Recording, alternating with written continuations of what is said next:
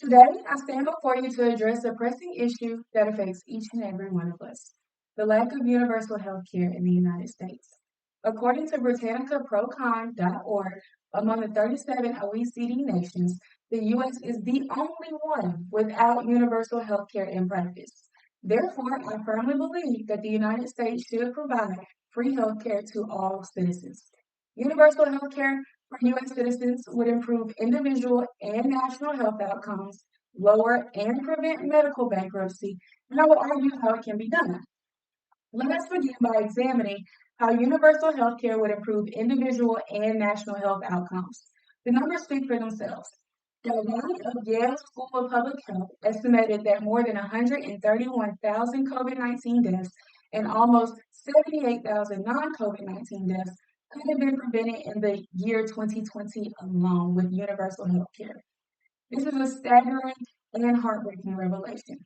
Furthermore, studies have shown that universal health coverage is linked to longer life expectancy, lower child mortality rate, higher smoking cessation rates, lower depression rates, and an overall higher sense of well-being, according to Rana from the Institute for Poverty Alleviation and International Development.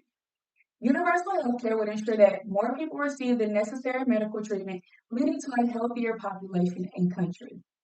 Second, the financial burden of medical expenses on individuals and families is a crisis that universal health care can alleviate.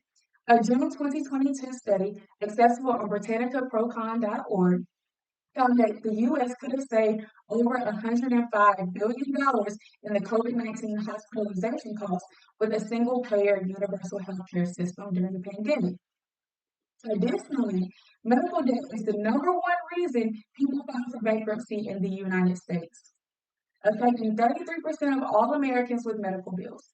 According to Galvani, a single-payer system is projected to lead to a 13% savings in national healthcare expenditure, equivalent to over $450 billion annually. Universal healthcare would not only ease financial burdens, but also prevent families from being pushed into poverty due to medical expenses. Finally, let's address how universal healthcare can be achieved and its potential benefits.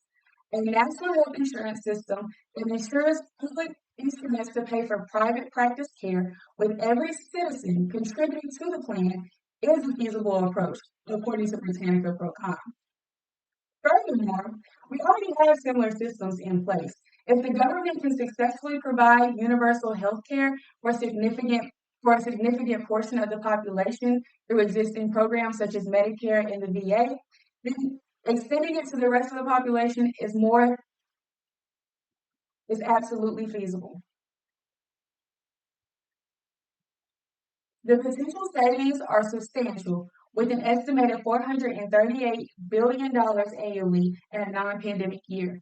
Moreover, adopting lump sum budgets and reducing the number of healthcare payers would lead to lower administrative costs.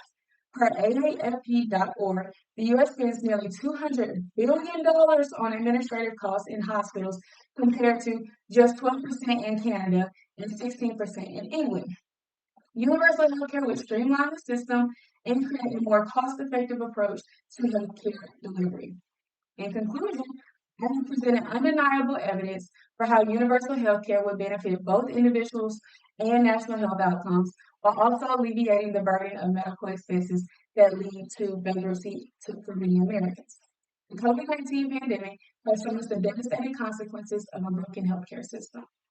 Now is the time for change, for progress, and for ensuring that the right to health is not just a privilege for few, but a fundamental right for all.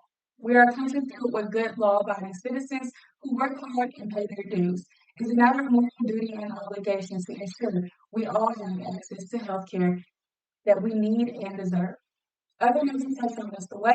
Let us follow their lead and create a healthier, stronger America through universal health care.